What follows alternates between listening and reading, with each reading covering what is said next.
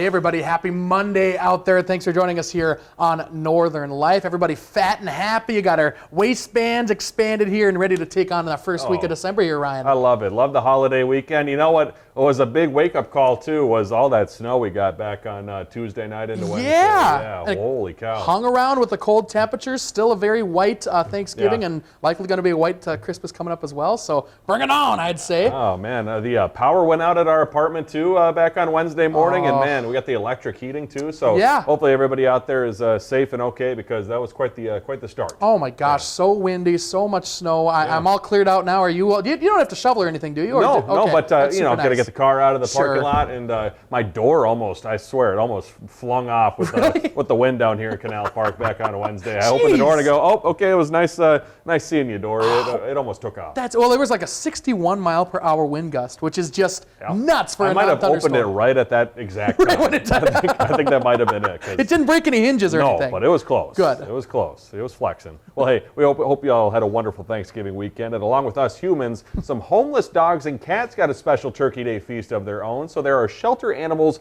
at Paws Chicago's Medical Center, where pooches and kitties were treated to a meal of pet-safe turkey, pumpkin puree, whipped cream, and mashed sweet potatoes. The Paws dubbed the event a Feast of Second Chances, a very fitting title, as those animals are now preparing for adoption too. That's a very fantastic cause right there, of course. What's the difference between a pet-safe turkey and a human turkey, Ryan? Probably one without bones. That's a big makes thing sense. too. Yeah, making sure that there's no bones involved. Those are some cute dogs. Oh, they're so adorable. But glad to see that they're also enjoying what we get to enjoy too. Yes, everyone deserves a little happiness on Thanksgiving, especially the food. Gotta be fat and happy. Even those dogs. Yeah, and even the little dog bellies. Got to grow a little bit. Yep. Well, I have to admit, I made a mistake last week. For some reason, back on Tuesday, we teased that we'd have your Does It Work product for Wednesday, and I don't know what happened, because I texted these folks after and I said, I totally forgot to include Does It Work on our Wednesday show. Whoops. So guess what?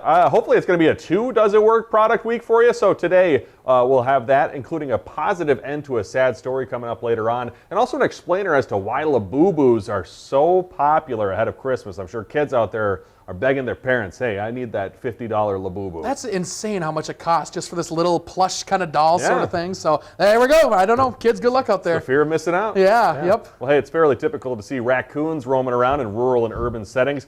However, new research suggests raccoons that live in cities are showing signs that they don't mind people all that much. An assistant professor at the University of Arkansas theorizes raccoons may be in the process of domesticating and perhaps could end up as someone's pet one day. That study appearing in the journal Frontiers in Zoology. So I was trying to read more into it. Something about how they've figured out that their noses, the raccoons that are in town, their noses are getting smaller. And so that way it seems like they are domesticating. That's insane. I wonder if there's actual people nowadays that are even taking raccoons in as pets. I've seen videos out there. I've seen videos of it too. I go, I don't know if I would necessarily want that. Like right there you go, oh, it's kind of cute. It is. But at the same time, you gotta, I don't know, do you have to put a diaper on a raccoon? I guess, I don't know. I don't know what the logistics are. I never thought that raccoons were really all that cute until Kayla came into my life, and she's been showing me videos all the time about how they wash their meal before they eat it. They have their little hands, and they're actually pretty adorable raccoons. Oh, that's awesome. Yeah, I saw another one on, this one's maybe a little more somber, but there was a woman who sadly lost her child, and so there was a raccoon that always would show up at her door, and so she'd leave food out for the raccoon, and so that brought her some joy in a very difficult time. Oh my gosh, what a sweet animal. So once a hunter here gets a raccoon as a pet, we'll be sure to share those photos and videos with you. Amen. Yeah. Well, hey, last week I had to explain to Hunter who Apollo Ono is. So I dug up some old footage for you, Hunter. Okay. I'll give you the Wikipedia rundown of who Apollo Anton Ono is. An American retired short track speed skating competitor, 8-time medalist in the Winter Olympics. Ono was actually inducted into the International Sports Hall of Fame in 2017 and then the U.S. Olympic Hall of Fame in 2019. Raised by his father, Ono began training full-time back in 1996. How have I not heard about this fella? I don't know. I think he was on some Subway commercials back in the day. I think maybe that's why he was stuck in my mind for a while, because it was like, oh, that's the Subway speed skater guy. Okay, I just remember Michael Phelps on the old Subway Michael commercials. Phelps, Sure, It's pretty crazy too. Like, you know, the people that find such success at the Olympics, like you just remember them forever. Usain Bolt, Simone Biles, Michael Phelps. Who was that snowboarding guy? Shaun White. Shaun White. Shaun White. Yep. Oh, Man. very memorable names. Should remember that. You did so well that Hunter almost remembers it. I was that close. Yeah, you were that close. Well, hey, how about this? Entertainment fans out there, AMC Theaters offering its rewards members a new popcorn pass. So for $30 a year, moviegoers can get half off the price of one large popcorn per day at U.S. locations. That AMC Popcorn Pass is available starting December 1st, which is today, Whoa. Cyber Monday. Let's go. I mean, with how much popcorn is, that's a fantastic deal, I'd say. I mean, what is it? It's probably $30 for a thing of popcorn these days. I think at the movie theater I went to recently, I think it was about $30 for a large popcorn and then 2 large drinks. So, okay. Yeah, probably like $15 to $20. So, sure. But if you're really at the movies every single day, seriously, it might be a good deal. I know a couple people at the station that think that, like Matt Rasmussen, the king of Halloween, he's going all the time to the movie theaters. He would probably love this sort of thing. Is there anything better than movie theater popcorn? It's the best. When they say butter, like, of course I'm going to get the butter. Have you ever done because I've done this before, where you take the actual box home, because you can't finish the whole thing in the movie theater. Some people can. It's impressive. But you bring it home, and it's still good the next day. Yeah, Have you done that? It's always so good. Like my gosh. It's a little tiny bit stale. Yeah. That's good stuff. Well, hey, if you're catching us at 12:32, be sure to maybe turn off the TV and head over to Duluth's Lakeside Super One location, because we are still bell ringing until 1 p.m. today. So we've got 30 minutes left. Yeah, and I'm sure you can find more about who else is bell ringing on our team over at northernnewsnow.com. I think it's throughout the week this week. That's true. The whole week, I believe, we're doing a little competition here, so that'll be a lot of fun. But if we're here, how are we over there? It makes no sense. How does that work? TV magic. Whoa. Hunter. TV magic. Well, hey, coming up, I promise we will get to a Does It Work product for y'all with Rachel Hackbarth. She is here. We'll see you in a little bit. Thanks for joining us here today on this Monday here on Northern Life.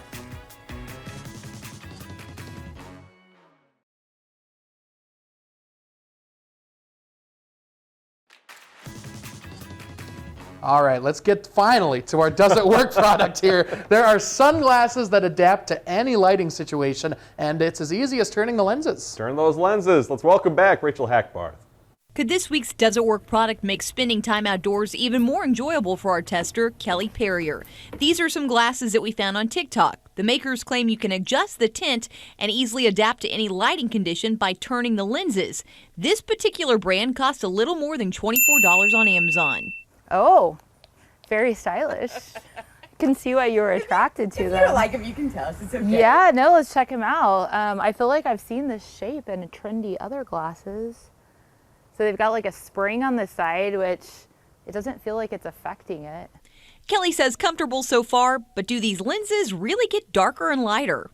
Okay, so then we twist it. Yeah.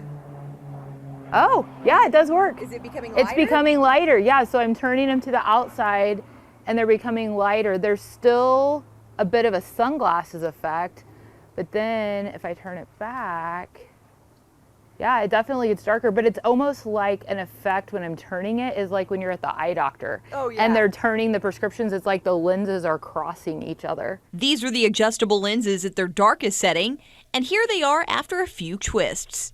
So do you think that they work? I think they work, yeah, I think they work. I just think that the light part still has enough of a sunglass effect that I'm not sure that you would wear them. But yeah, if somebody wanted just like a little bit of coverage from the sun, then I think this would work, and then they could spin them darker and wear them like normal. For Does It Work, I'm Rachel Hackbarth. I do appreciate the idea. I do, yes. It's a great idea. She looks like she's going to go on a motorcycle ride in the 1940s. I don't know where that's pretty impressive. You ever seen Spider-Man, the Doc Ock? It's spot on. That is spot on. You could look like Doc Ock, and that would be pretty cool. It'd be great for a Halloween costume. Oh, it would be perfect. Yeah. Yeah, but I do kind of like the ability to change the tint. Because some of these sunsets we're seeing now, man, when you're driving right into it, you can't see it all. Can't see anything. It's like, how am I driving? I should not be driving. I should pull over right now. So yeah, it's insane. And sometimes you just want a little coverage. Yeah. So I appreciate that product. Yep. On this show, you've heard us talk about the latest crazes. You got the 6'7" craze, and especially the craze of Labubus. Yeah, the Labubus. Jeff Wagner finds out what exactly makes a toy go viral this holiday shopping season. Fluffy, wide-eyed, and with a toothy grin, Labubu dolls might look like nothing more than another plushy toy. It's soy milk! But try telling that to the millions across the world who can't wait to get their hands on one. Shua Zhang was gifted the one hanging from her purse. It's ugly and it's cute looking, so I wear it out sometimes. Chris Byrne is a toy consultant and historian known as the Toy Guy. What is a Labubu doll? Labubu are monsters. They're called little monsters. They were first introduced in about 2015. Created by Chinese toy maker Pop Mart, the dolls were just another one of their tiny creations until last year, when it exploded into a fashion must-have, aided by K-pop star Lisa from the group Blackpink. And it became a viral sensation without really any kind of promotion whatsoever. Fans took care of that themselves. What traits can make a toy go viral or sort of become a cultural moment? I think that one of the biggest traits is that it has to leap out of the toy business. Byrne says Labubu is now more of a fashion accessory, and they're hard to find. These Pop Mart machines were sold out. Limited availability intensifies the demand, a timeless trait. Remember Cabbage Patch Kids in the early 1980s? How long have you been waiting? Since midnight. People were fighting over them in the aisles of Kmart.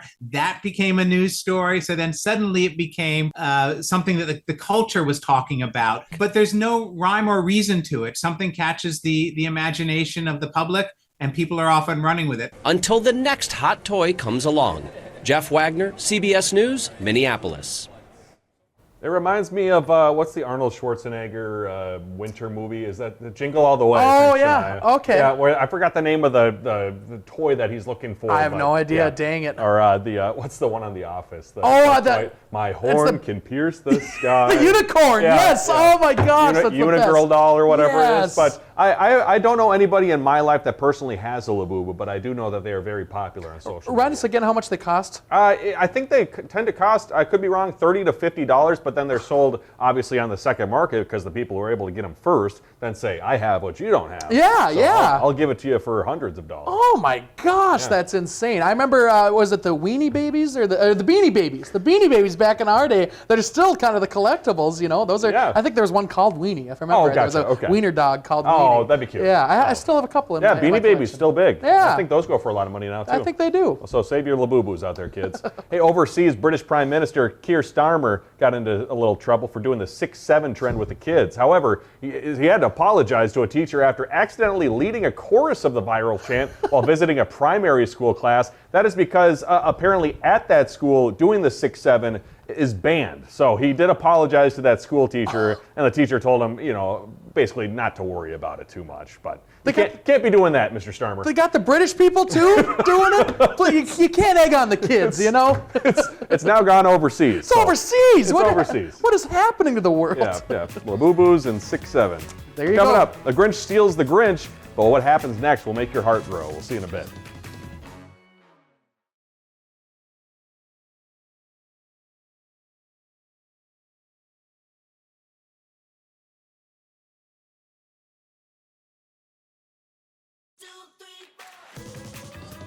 Welcome back, everybody. Over the Thanksgiving weekend, families enjoyed some turkey, while others enjoyed time with a new adopted turkey. Ooh. Not a raccoon, but a turkey. Take a look at these birds at Leuven Arms Animal Sanctuary in Erie, Colorado. Families could adopt the turkeys rather than consuming them for the holidays. So for a small fee, the families receive photos, certificates, and sometimes even one-on-one visits with their birds now throughout their lifetime. Wow, I can see stuffing going into that Oh, big bird yeah. right there. Can you adopt it and then eat it? I don't think that's. I think that against- that'd probably be frowned upon. I would assume that'd be a no-no. That's a healthy looking turkey. That is right a good-looking turkey. Yeah, you know, you see the turkeys out and about, and you go, "That's a big turkey." But then you see those ones with the white feathers. I'm not sure what the the difference in the names Yeah. are, but yeah, those are some nice-looking turkeys. Just like the cows and everything else, I've learned that like chickens have different breeds Really? within them too. There's all sorts of different kind of chickens that you can go for. I don't know what the chickens that we eat are, but it's an interesting concept. You know, we're learning something new every day. If you know, be sure to text us on our Northern Life text line. We'd love to learn more. It's the miniature horse pony conversation. Yes. Well, down here near my hometown, police in Osseo, Minnesota decided to pitch in to help a family after teens sadly stole a Grinch inflatable from their yard. Yeah, Frankie McAllister has the story. We were upstairs just sitting around, and all of a sudden we heard a bang. We heard some tires squeal. I popped outside, checked the cars, didn't see any damage to the vehicles, but noticed that Mr. Grinch was missing. Awful idea. The Ring camera rolled and confirmed this Osseo family's fear. A teenager's bear hug and their Grinch quickly disappeared. And one got out, ran up, grabbed the inflatable, ripped it from the cord, ripped it from its stakes in the ground, ran back to the car, and they sped off with their plunder. They wondered if it was a trend, a prank, or just for fun. I think it was just a case where they're driving around town, they're bored, they see a target, and they say, let's go grab it. With the first Grinch deflated and done, came an act that would leave the Mansour family stunned. We heard that there might be a little kid that's missing their Grinch. And they pulled out a brand new Grinch, new and improved Grinch. A kind-hearted gift to ensure cheer stays in place, even an improvement with a familiar face. This one's about a foot taller, and this one also has Max, the Grinch's dog. Justice served not with charges pressed, but a stern talking to. And then his officers took care of the rest. For somebody to spend money on somebody they don't even know, that's a great thing. I'm really proud of our officers for doing that. From a Grinchy grab, how hopefully through this situation, to a gift in return. And instead of doing that, they can see something like this highlighted, and their hearts can grow 3 sizes that day. Also, great story, but also we got to give a round of applause to Frankie there for, I believe, rhyming that entire story. I didn't even notice till you said it halfway through. I'm like, yeah, he is rhyming, isn't he? I started listening to the story, and I started to go, wow, I think Frankie's rhyming this. That's pretty impressive. Yeah, That's Dr. Seuss-esque right there. Yeah, and good on those officers. Let's get to a doorbell cam footage in Scotland that captured something unexpectedly festive. Take a look at this. Last Christmas, I gave you my heart, but the very next day, I gave it away. A homeowner checked her cam and spotted a group of schoolboys on her porch singing Last Christmas by Wham, and their impromptu performance has now gone viral on TikTok, earning those 5 friends local fame. And now the boys are even dreaming bigger, maybe even forming a band in the future, possibly. They want to call the Fantastic Five. That's the next Backstreet Boys right there. If you have a choice between stealing a Grinch or singing to a camera, do the latter. You know? Yeah. And Wham, obviously a great band. Oh, I love that band. Come on. Well, hey, coming up, we'll look at tomorrow's Blindfold in just a bit.